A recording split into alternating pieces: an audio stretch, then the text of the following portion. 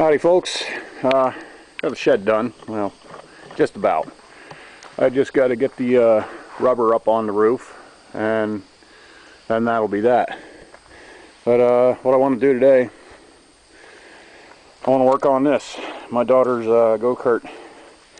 I got the frame for $40. I think it was made by Clark Manufacturing. That's what's stamped on the rims anyhow, which you can see there, they've seen better days. And well, this one ain't terrible, but that one's had some good smacks to it. The inside isn't so bad, and they're split rims, so I had to mix and match to get myself a good drive wheel here. And I casted and machined a piece of aluminum back here to act as a spacer so I could line that sprocket up with the clutch. And it ain't a perfect, absolute, wonderful job, but I'm happy with it. There's no real wobble that I can see. And the engine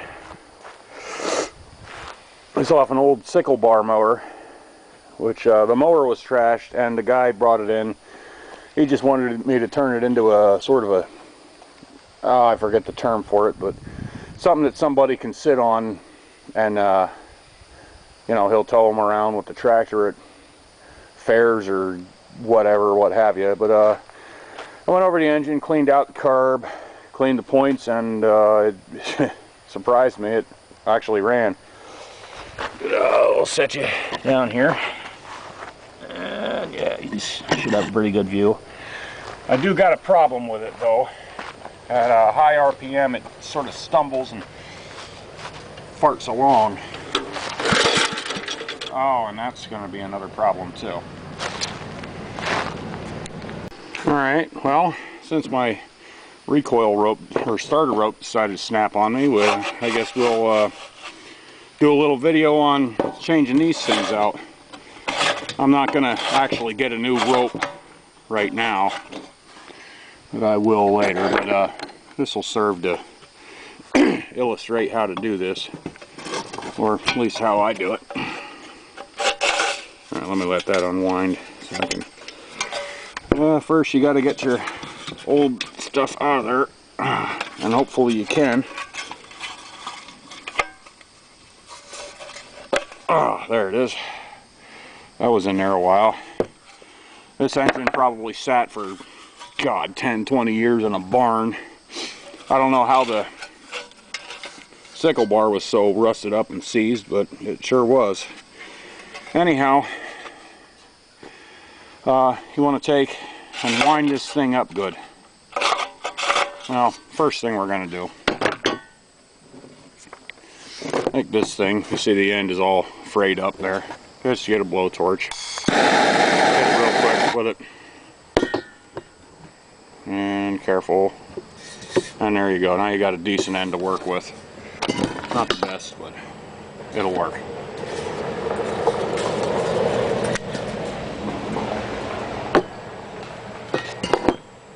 Now,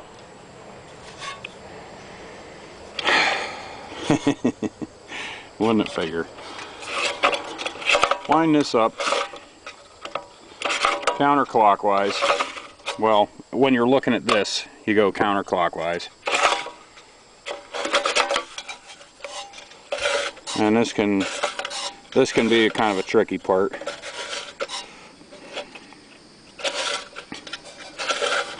And I don't know if there's any hard and fast rule for how much tension you put on these. I just put what I consider to be good amount, which probably doesn't help you too much because you're not here and you can't really feel it. But this hole right here is where your rope comes through the pulley, and you want to kind of line that up out here. Get that into a position that you like, and then feed that rope into there. Sometimes you might have to work it a little bit.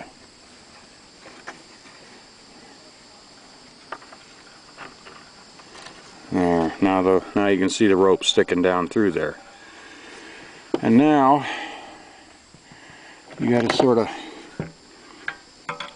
pick at it to get it to come up through, or a little pair of needle nose pliers would work pretty good for this too. Actually, I think that's what I need. And here's a tip cleaner. Maybe I can use that.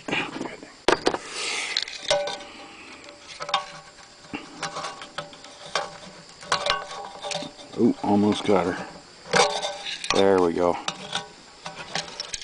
Oh, almost. Not quite yet.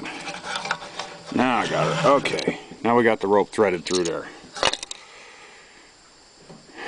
And what I forgot was a set of clamps. Okay, I don't have an actual clamp that'll do this. So, tie a knot one-handed. See if I can pull this off. Just about. Almost got her.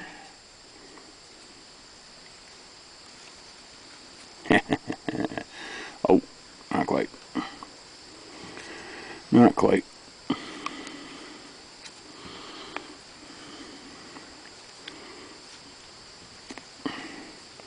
Take good care of your teeth.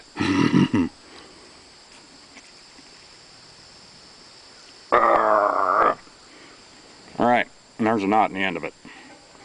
Not a hold. Hopefully. Let's see. Oh yeah, she's good. Okay. And then you gotta, don't have much of a pull on there now, but it'll start it. So let's try to get back to the dang go-kart now, huh? Alright, she's tightened up and ready to go, and hopefully I can do this without breaking the dang starter cord off again. Let me get this air filter out of the way. Right now it's not doing anything. I'm missing a part for that as well. Sometimes you get that with these barn finds, but anyhow, this has a choke that pulls in and out. Not an auto or anything like that. Let's try it. Okay. Yeah, starts up pretty nice. Now, I'm going to hit the throttle.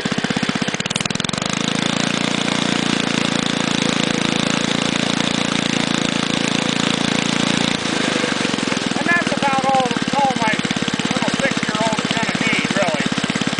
But what I don't like is this when alright, that was on the grabbing the governor, winding it up.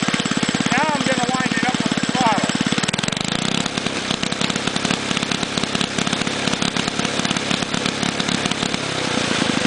And I'm sure you can hear that.